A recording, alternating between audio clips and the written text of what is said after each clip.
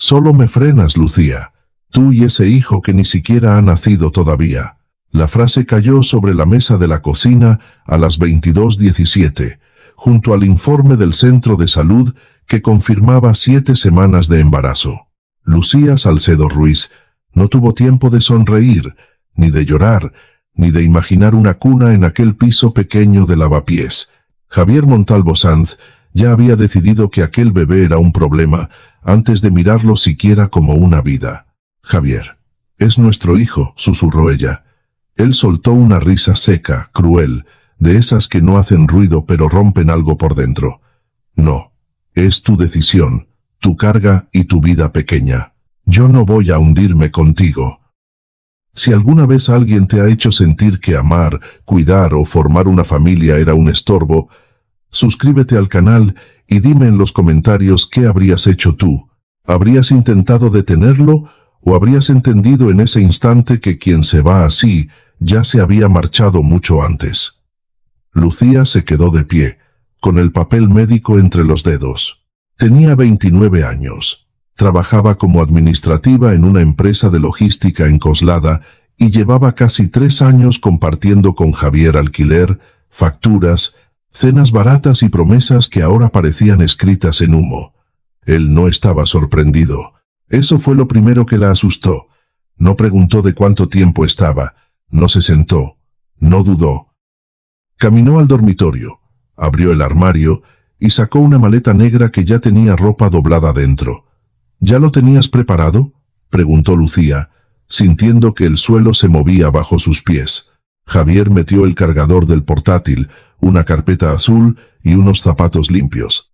Mañana salgo para Barcelona, una startup de software logístico. Gente seria. Gente que no vive contando monedas para pagar la luz.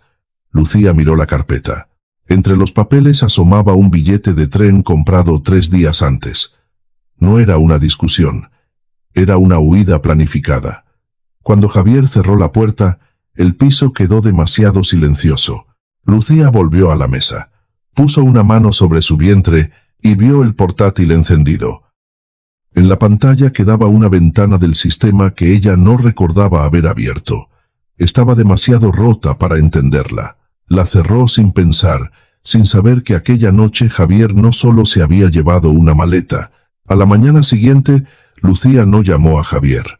Se levantó antes de que sonara el despertador. Cerró el portátil sin mirar más aquella ventana extraña y guardó el informe médico en una carpeta de plástico junto a los recibos del alquiler. Luego se sentó en el borde de la cama y abrió la aplicación del banco. 1.846 euros en la cuenta. El alquiler de Lavapiés vencía en 9 días y el abono transporte acababa de renovarse. No había épica en aquella decisión. Solo una mujer, con la cara hinchada de no dormir, haciendo cuentas mientras el barrio despertaba detrás de las persianas. En el trabajo, en la nave de Coslada, Lucía siguió sellando albaranes como si el mundo no se le hubiera partido. Revisó entregas retrasadas, llamó a 2 transportistas y corrigió una factura mal cargada de IVA. Cuando una compañera le preguntó si estaba bien, ella respondió: «Estoy cansada, nada más». Pero en la pausa del café no bajó al bar. Se quedó frente a la máquina, con un vaso de plástico entre las manos, pensando que ya no podía permitirse ningún gesto inútil. Ni llamar, ni llorar en público, ni esperar una explicación que no iba a pagar pañales. Los meses siguientes fueron una prueba lenta. Las náuseas le llegaban en la línea 3 del metro, entre Embajadores y Legazpi. A veces tenía que bajarse una estación antes para respirar. En la oficina empezó a llevar jerseys anchos y a sentarse siempre cerca del baño. Su jefe, don Ricardo, no era cruel, pero tampoco era tonto.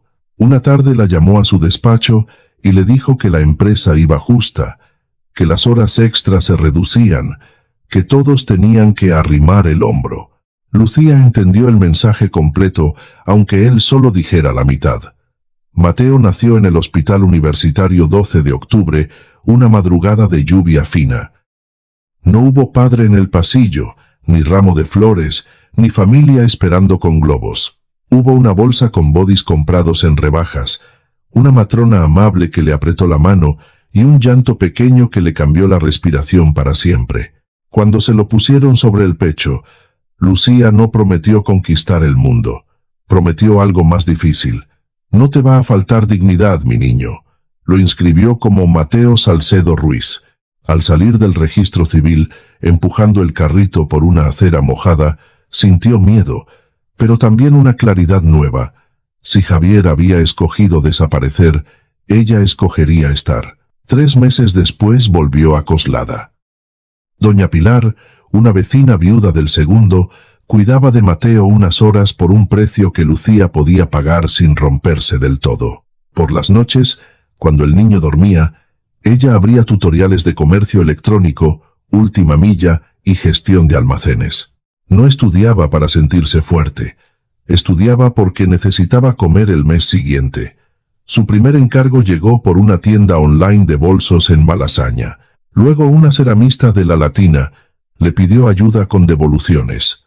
Después, un obrador pequeño de Chamberí le mandó sus facturas de paquetería.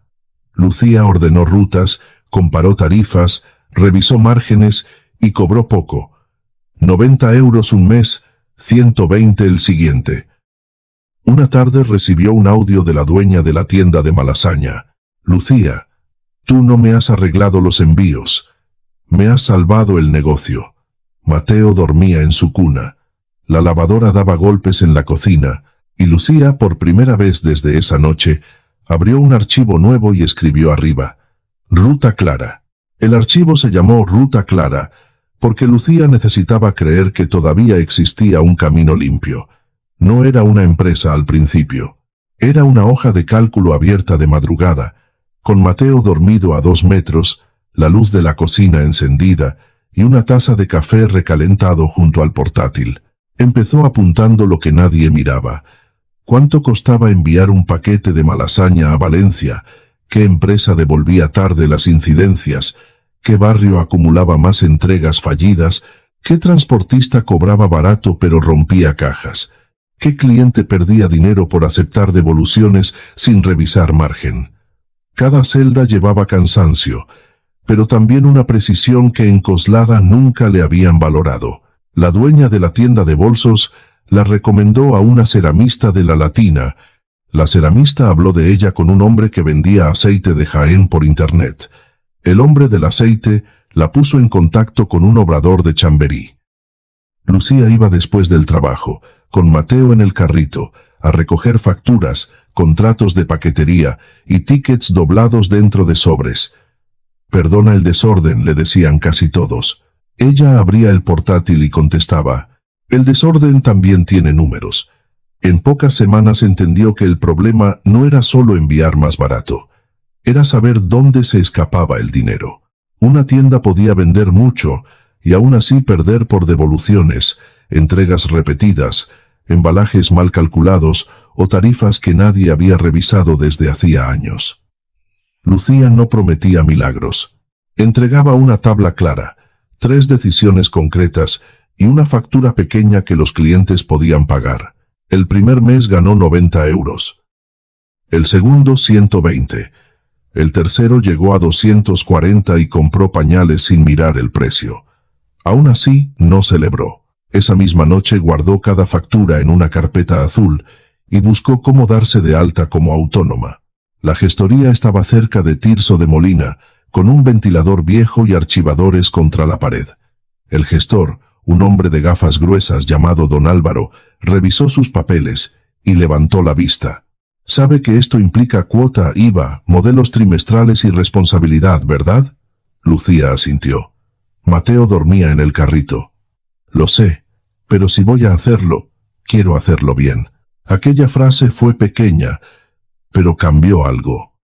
Al salir, con el alta de autónoma iniciada y miedo en el estómago, Lucía no se sintió más segura. Se sintió más responsable. Ya no estaba improvisando para sobrevivir. Estaba firmando el inicio de algo que podía fallar. Y aún así decidió avanzar. Los encargos crecieron. Su mesa de comedor se llenó de etiquetas adhesivas, cajas de cartón, albaranes y una impresora de segunda mano que se atascaba siempre en el peor momento. Doña Pilar empezó a quedarse una hora más con Mateo cuando Lucía tenía llamadas por la tarde. Algunas noches, ella lo sentaba en sus rodillas mientras revisaba rutas por barrios de Madrid. Un domingo por la mañana, pegó en la puerta del piso una hoja impresa. Ruta Clara Gestión Logística. Era torcida para aquel portal viejo de lavapiés, pero cuando una clienta llamó al timbre y preguntó si allí estaba la chica que arregla envíos, Lucía sintió que el nombre ya no era solo suyo. Al cumplirse un año, tenía más de 40 clientes pequeños. Ninguno la hacía rica, pero juntos pagaban el alquiler, la guardería y una parte del futuro. Entonces, una tarde, mientras revisaba las cuentas, vio algo que la dejó inmóvil. Ruta Clara ya ingresaba más que su nómina de Coslada. Y por primera vez, Lucía entendió que quizá su trabajo de día era lo que empezaba a frenarla. Aquel número en la pantalla no hizo que Lucía saltara de alegría. La dejó sentada, inmóvil, con Mateo dormido en el sofá y la calculadora abierta al lado de una factura de la luz. Ruta Clara ingresaba ya más que su nómina de Coslada, pero también significaba otra cosa.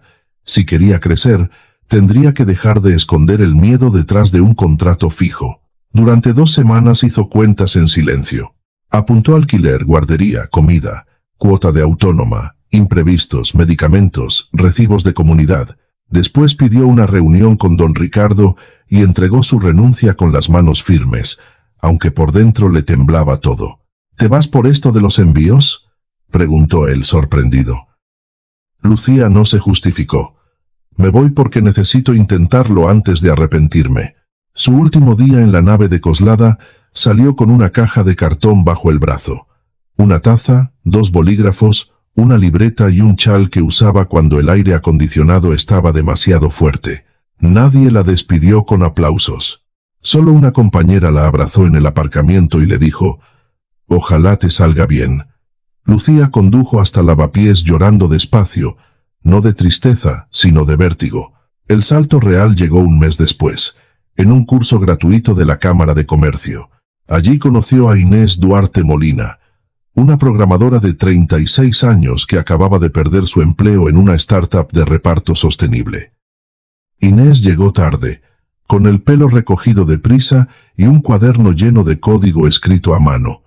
Se sentó junto a Lucía porque era la única silla libre. Durante el descanso, Lucía abrió su Excel para responder a un cliente de Valencia. Inés miró la pantalla por casualidad. Luego se inclinó un poco más. «Perdona», dijo. «¿Eso lo has montado tú?». Lucía asintió. Incómoda. «Es solo una hoja para controlar rutas y márgenes». Inés se quedó mirando las pestañas, las fórmulas, los colores por barrio, los avisos de devolución, los costes por transportista. «No, Lucía, esto no es una hoja de cálculo. Esto puede ser una plataforma». Aquella frase cambió el tamaño del problema. Hasta entonces, Ruta Clara era Lucía resolviendo incendios uno a uno. Con Inés, empezó a convertirse en un sistema. Durante meses trabajaron en el local pequeño de Arganzuela, entre cajas, cables, café recalentado y una impresora que seguía atascándose. Inés programaba de noche. Lucía llamaba a clientes de día, probaba el prototipo con tiendas reales y corregía cada pantalla pensando en personas que no tenían tiempo para entender tecnología complicada. No consiguieron un inversor milagroso. Fueron al banco con carpetas ordenadas, facturas firmadas y una previsión conservadora. El director de la sucursal revisó todo con gesto escéptico. «No tienen mucho patrimonio», Lucía respondió. «No, pero tenemos clientes que pagan y un problema que se repite todos los días». Les aprobaron un préstamo pequeño, suficiente para contratar a media jornada a un técnico y constituir Ruta Clara S.L. La firma en la notaría de Arganzuela fue sencilla, casi fría, pero Lucía salió a la calle con una copia de la escritura en el bolso como si llevara una llave nueva. Los primeros meses fueron duros. Un cliente grande tardó 74 días en pagar. Una actualización falló un lunes de rebajas. Mateo tuvo fiebre la noche antes de una demostración para una cadena de tiendas de alimentación artesanal. Lucía no se permitió caer. Reprogramó citas, negoció plazos, llamó a clientes uno por uno y aprendió que ser consejera delegada no era mandar, sino responder cuando todos miraban hacia ella. Al cuarto año, Ruta Clara S.L. tenía oficina propia, más de 60 personas y clientes en Madrid, Valencia, Sevilla, Zaragoza y Bilbao. Para encajar reuniones imposibles, la empresa empezó a alquilar helicóptero corporativo por horas, no por lujo, sino por tiempo. Una tarde, Nerea, su asistente, dejó sobre su mesa la agenda de una reunión estratégica en Alcobendas. 3 empresas querían integrarse con Ruta Clara. Lucía pasó la vista por los nombres sin detenerse, hasta que uno le heló los dedos. Montalvo Systems S.L. Lucía dejó la agenda abierta sobre la mesa y no tocó el teclado durante varios segundos. Montalvo Systems S.L. No era un nombre cualquiera. Podía ser una coincidencia, se dijo, porque Montalvo no era un apellido imposible en España. Pero cuando Nerea volvió con la ficha de la empresa y señaló el apartado del fundador, la coincidencia se acabó.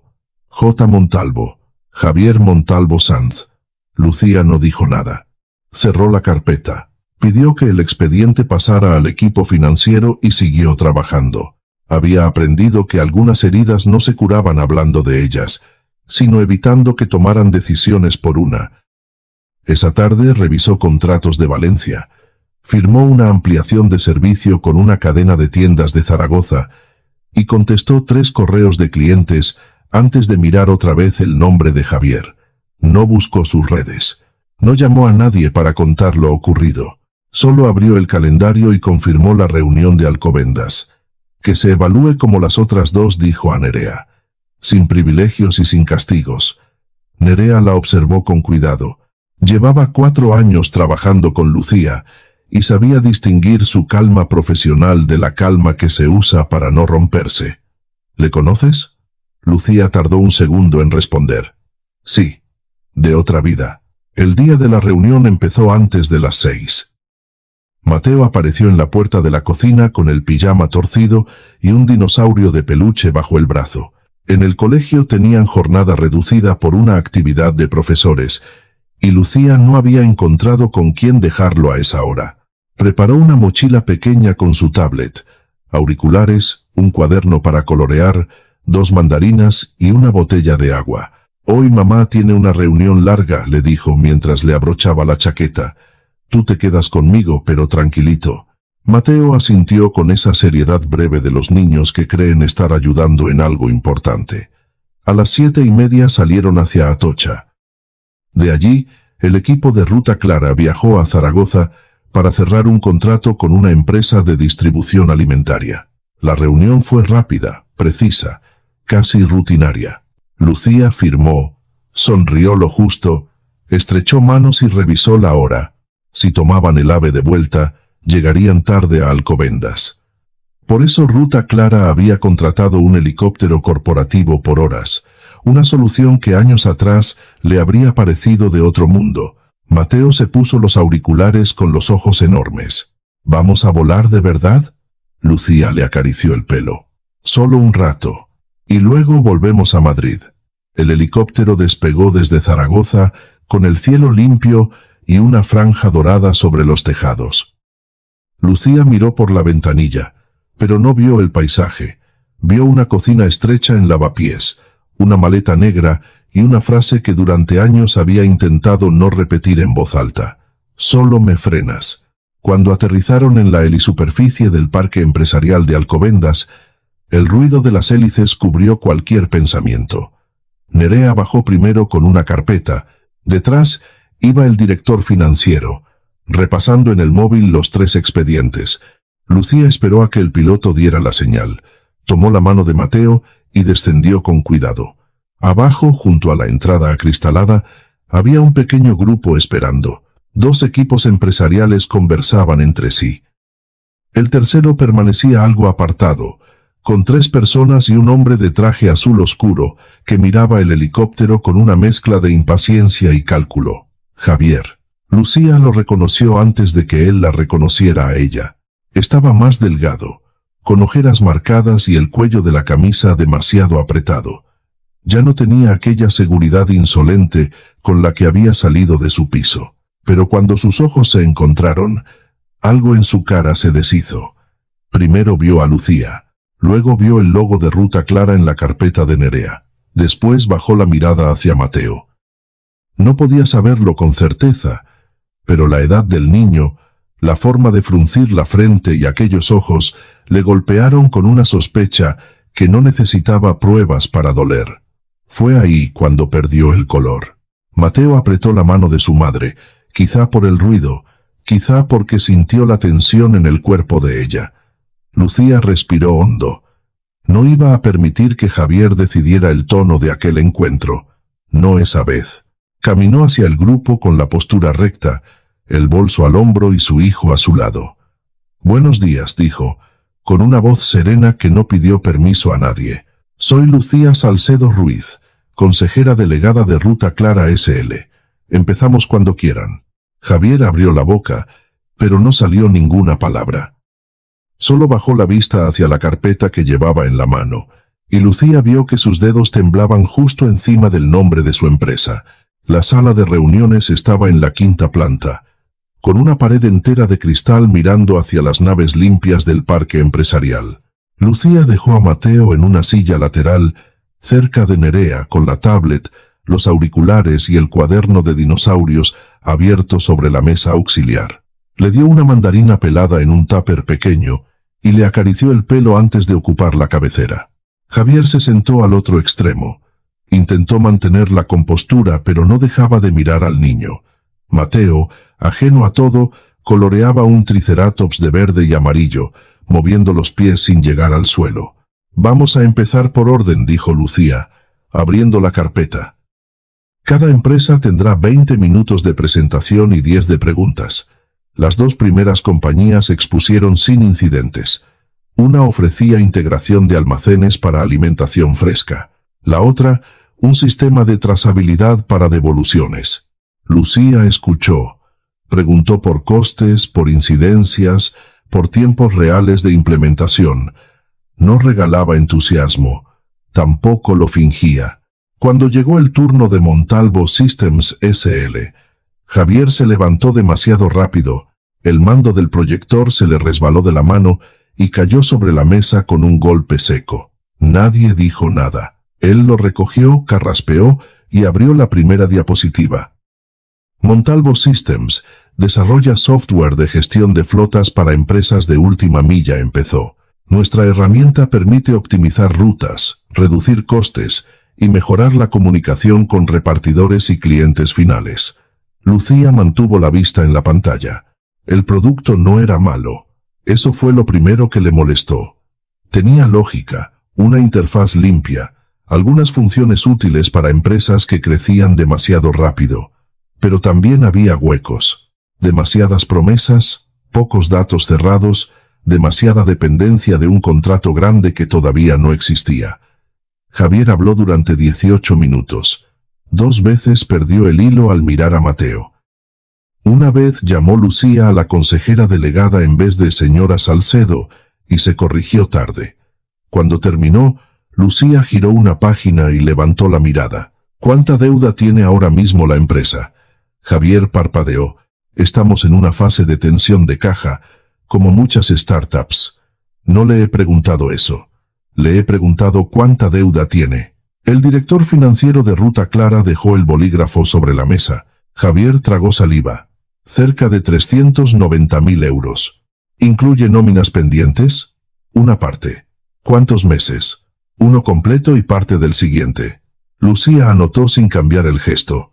¿Y el alquiler de la oficina? Javier bajó la vista. 2 mensualidades. El aire se volvió más pesado. Los otros 2 equipos empresariales que aún permanecían en la sala dejaron de mirar sus móviles. Lucía no subió la voz. No necesitaba hacerlo. También veo 3 cambios de proveedor tecnológico en 6 meses. ¿Problema técnico o decisiones de gestión? Javier apretó los dedos alrededor del mando. Diferencias de criterio.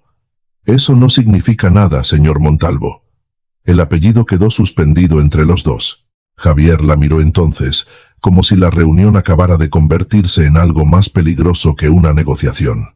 Decisiones de gestión, admitió al fin. Nos precipitamos en el crecimiento. Lucía cerró la carpeta del informe preliminar. El producto puede tener utilidad para Ruta Clara, pero una integración con ustedes no puede basarse en entusiasmo ni en urgencia.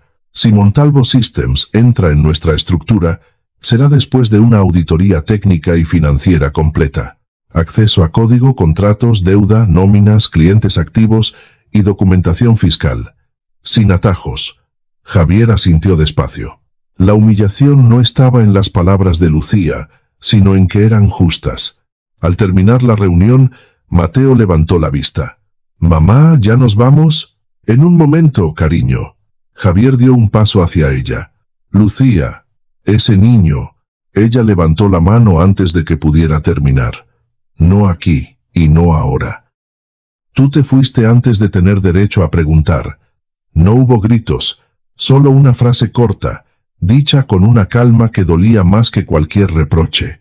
Lucía salió con Mateo y dejó al equipo técnico revisando la demo. En el ascensor, el niño le ofreció media mandarina sin saber que acababa de estar a 2 metros de su padre. Media hora después, ya en el coche hacia la oficina, Nerea llamó. Su voz sonaba distinta. «Lucía, Inés está revisando el entorno de prueba de Montalvo Systems. Hay nombres de módulos raros». «¿Raros cómo?» Nerea respiró antes de contestar. «Zonas calientes. Devolución limpia. Margen real por barrio». Lucía cerró los ojos un segundo. Esas palabras no eran del mercado. Eran suyas. Lucía no contestó durante unos segundos. En el coche, Mateo se había quedado dormido con la cabeza apoyada contra la ventanilla y una mancha de mandarina en la manga. Al otro lado del teléfono, Nerea seguía en silencio, esperando una orden. «Que Inés no toque nada más», dijo Lucía al fin. «Capturas, copia forense y registro de acceso. Todo por escrito». Colgó sin levantar la voz, pero algo dentro de ella se había tensado con una precisión nueva. No era solo rabia, era reconocimiento. Aquellas 3 expresiones no habían salido de un manual de logística ni de una consultora. Las había escrito ella en su mesa de lavapiés, cuando Mateo aún dormía en una cuna prestada, y Ruta Clara era una hoja de cálculo con demasiadas pestañas. Al llegar a la oficina de Arganzuela, dejó a Mateo con Nerea en la sala pequeña donde guardaban juguetes para días complicados. Luego entró en el despacho de Inés. La encontró de pie, con los brazos cruzados frente a 2 pantallas. En una estaba el entorno de prueba de Montalvo Systems. En la otra, una carpeta interna con módulos técnicos. «No quería llamarte hasta estar segura», dijo Inés. «Pero esto no es una coincidencia». Lucía se acercó. Vio los nombres: zonas calientes, devolución limpia, margen real por barrio. Después vio estructuras de cálculo parecidas a las que ella había usado años atrás para clientes pequeños, cuando todo se hacía con facturas dobladas y rutas marcadas a mano. «¿Puede ser que hayan llegado a lo mismo por su cuenta?», preguntó, aunque ya sabía la respuesta. Inés negó despacio. «Una vez, quizá. 3 exarres iguales con la misma lógica y el mismo orden, no. Y mira esto». Abrió un archivo comprimido dentro de la demo. En una ruta antigua apareció una etiqueta interna. LSR, rutas, base. Lucía sintió un frío seco en la nuca. Sus iniciales estaban allí, escondidas en una estructura que Javier acababa de presentar como propia. No lloró. Se sentó, sacó una libreta y empezó a escribir. Primero pidió a Inés una copia técnica sellada con fecha y hora. Después, llamó al director financiero para suspender cualquier decisión sobre la integración.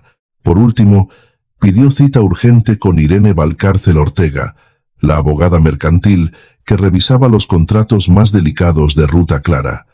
La reunión fue esa misma tarde. Irene tenía despacho cerca de Plaza de Castilla, ordenado hasta el extremo, con expedientes alineados y una cafetera pequeña junto a la ventana. Escuchó sin interrumpir, Revisó las capturas y alzó la vista solo cuando Inés explicó la ruta LSR, rutas, base. Necesito acta notarial, informe pericial informático y conservación de todo el entorno de prueba, dijo. Y nada de llamadas personales con Javier. A partir de ahora, cualquier movimiento debe poder explicarse ante un juez o ante una mesa de negociación. Lucía asintió. Esa frase le devolvió suelo. No iba a convertir aquello en un escándalo, iba a convertirlo en un expediente. Esa noche, cuando Mateo se durmió, bajó una caja vieja del armario. Allí guardaba papeles de los primeros años, contratos pequeños, facturas de autónoma, libretas con costes de envío, recibos de la gestoría y el portátil antiguo. Lo conectó con cuidado. Tardó varios minutos en arrancar. La pantalla parpadeó, lenta, como si sacara aire de un tiempo enterrado. Buscó en el correo hasta encontrar un mensaje que se había enviado a sí misma 4 años antes. Ruta Clara Buno copia por si falla el portátil. Abrió el adjunto. Allí estaban las mismas palabras. Zonas calientes. Devolución limpia. Margen real por barrio. A las 0:43 llegó un correo de Javier. El asunto era breve. Por favor. Decía que necesitaba hablar con ella, no de la empresa, sino de Mateo. Que no sabía que tenía un hijo. Que merecía una oportunidad de explicarse. Lucía leyó el mensaje una sola vez. Luego lo reenvió a Irene y respondió con una frase limpia. Cualquier cuestión sobre el menor se tratará por vía legal. Antes de cerrar el portátil viejo, abrió el historial del sistema. Una línea de aquella noche en Lavapiés apareció con hora exacta. Dispositivo USB conectado, 22:41. Lucía se quedó mirando la pantalla. La maleta no había sido lo único que Javier se llevó. 2 semanas después, Javier firmó en la sala grande de Ruta Clara SL. No hubo cámaras, ni gritos, ni una frase pensada para humillarlo. Solo una mesa larga, carpetas ordenadas y la voz tranquila de Irene Valcárcel leyendo las condiciones. Era un acuerdo extrajudicial. Si Javier lo rechazaba, Ruta Clara presentaría una reclamación por uso indebido de propiedad intelectual, y Montalvo Systems tendría que defenderse con una caja vacía, nóminas pendientes y una auditoría en contra. Ruta Clara compraba la tecnología de Montalvo Systems por un precio reducido, asumía parte de las deudas para proteger a los trabajadores, y Javier quedaba fuera de la dirección. Durante 6 meses solo podría colaborar como asesor técnico, siempre supervisado. Cuando le pusieron el bolígrafo delante, Javier miró a Lucía como si esperara encontrar rabia. Pero ella no le dio eso. Le dio silencio. El silencio de quien ya no necesita demostrar nada. No sabía que teníamos un hijo, dijo él, casi sin voz. Lucía cerró su carpeta. No lo supiste porque te fuiste antes de escuchar. Si quieres estar en la vida de Mateo, será por la vía correcta. Prueba de paternidad, convenio regulador, pensión y visitas progresivas. No por culpa, no por urgencia, por responsabilidad. Javier firmó.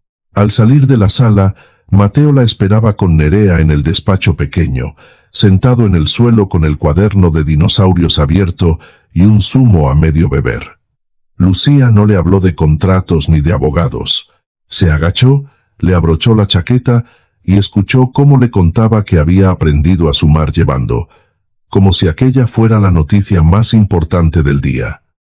En la azotea, el helicóptero de Ruta Clara esperaba con las aspas quietas. Mateo le tomó la mano. «Mamá, ¿nos vamos a casa?» Lucía sonrió. «Sí, cariño, a casa». Javier los vio desde abajo, inmóvil, mientras ella subía con su hijo al aparato que llevaba el logo de Ruta Clara. Lucía no miró atrás. Se abrochó el cinturón de Mateo, le apartó el pelo de la frente, y cuando Madrid empezó a quedarse pequeño bajo sus pies, respiró por primera vez sin sentir que debía probarle nada a nadie. A veces la justicia no llega haciendo ruido. Llega cuando una persona deja de pedir explicaciones a quien la rompió y empieza a construir pruebas, límites y futuro. Lucía no ganó porque Javier se arrepintiera. Ganó porque no permitió que el abandono definiera su valor, ni que la traición la convirtiera en alguien cruel. La confianza es hermosa, pero sin lucidez puede dejarnos desprotegidos. Por eso, después de una herida, aprender a mirar los hechos no es volverse frío, es volver a cuidarse. La dignidad no siempre aparece en grandes discursos. A veces está en pagar una factura con tu propio esfuerzo, en registrar una idea, en decir por vía legal, en proteger a un hijo sin llenarlo de odio. Quien te abandona en tu peor momento, no tiene derecho a volver cuando descubre tu fuerza